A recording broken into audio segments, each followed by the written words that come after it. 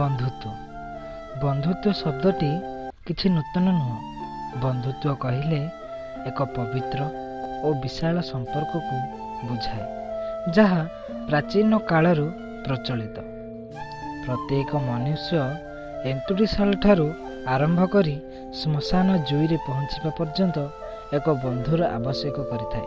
କେତେବେଳେ ସେ ନିଜକୁ ବନ୍ଧୁ ଭାବେ ତ, କେତେବେଳେ ଖେଳନାକୁ, ଆଉ କେତେବେଳେ ସାଙ୍ଗକୁ ତ, କେତେବେଳେ ତା ମାଆକୁ ବନ୍ଧୁ ରୂପେ ଚୟନ କରିଥାଏ। କେତେବେଳେ ଜୀବନସାଥୀକୁ ତ, କେବେ ନିଜ ଭରସା ବାଙ୍କୁଲି ବାଡ଼ିକୁ।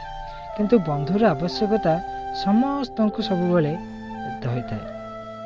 ବନ୍ଧୁତ୍ୱ ପୃଥିବୀର ସବୁଠାରୁ ପବିତ୍ର ସମ୍ପର୍କ। ଜୀବନରେ ସଫଳ ହେବାକୁ ହେଲେ ଏକ ସଚ୍ଚୋଟ ବନ୍ଧୁର ଆବଶ୍ୟକତା ରହିଛି। ପ୍ରତି ପାଦରେ ମନୁଷ୍ୟକୁ ନୂତନ ବନ୍ଧୁ ମିଳେ, କିନ୍ତୁ ଏକ ସଚ୍ଚୋଟ ବନ୍ଧୁ ମିଳିବା ଅସମ୍ଭବ ଅଟେ ଏହି ଦୁନିଆରେ। ସଚ୍ଚୋଟ ବନ୍ଧୁ ଦୁଃଖରେ, ସୁଖରେ, ସମ୍ପଦରେ, ବିପଦରେ ସାଙ୍ଗରେ ଥାଏ। ଭୁଲ ରାସ୍ତାରୁ ଟାଣି ଆଣି ଠିକ୍ ରାସ୍ତାକୁ ଆଣିବା ପାଇଁ ଚେଷ୍ଟା କରୁଥାଏ। କିନ୍ତୁ ଆଜିର ଦୁନିଆରେ ଏପରି ବନ୍ଧୁ ମିଳିବା କଷ୍ଟକର।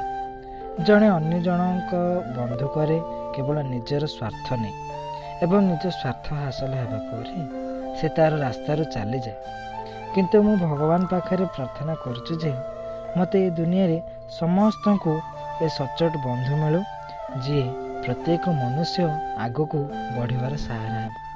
ମୁଁ କହିପାରିବି ନାହିଁ ଯେ ମୁଁ କାହାର ସଚ୍ଚୋଟ ବନ୍ଧୁ କି ନୁହଁ। ମୋତେ କେହି ସଚ୍ଚୋଟ ବନ୍ଧୁ ବୋଲି ଭାବୁଛି କି ନାହିଁ, ମୁଁ କାହାର ବିଶ୍ୱାସକୁ ବାନ୍ଧି ପାରିଛି କି ନାହିଁ। କିନ୍ତୁ ଏହା ସତ ଯେ ମୋ ଜୀବନରେ ମୋର ପ୍ରଥମ ବନ୍ଧୁ ହେଉଛି ମୋ ମା, ଯାହାକୁ ମୁଁ ଅଧିକ ବିଶ୍ୱାସ କରିଛି, ଏକ ସଚ୍ଚୋଟ ବନ୍ଧୁ ବୋଲି ମାନିଛି। ସେ ମୋର ବିଶ୍ୱାସକୁ ବାନ୍ଧିଛି। କିନ୍ତୁ ବୋଧହୁଏ ଭଗବାନ ମୋତେ ମୋ ଜୀବନରେ ଏତେ ଦିନ ପରେ କିଛି ସଚ୍ଚୋଟ ବନ୍ଧୁ ଦେଇଛନ୍ତି। ମୋର ଆଶା ଭଗବାନ ଏଇଥର ଯେଉଁ ବନ୍ଧୁ ଦେଇଛନ୍ତି ସେମାନେ ମୋର ବିଶ୍ୱାସ ଭାଙ୍ଗିବେନି।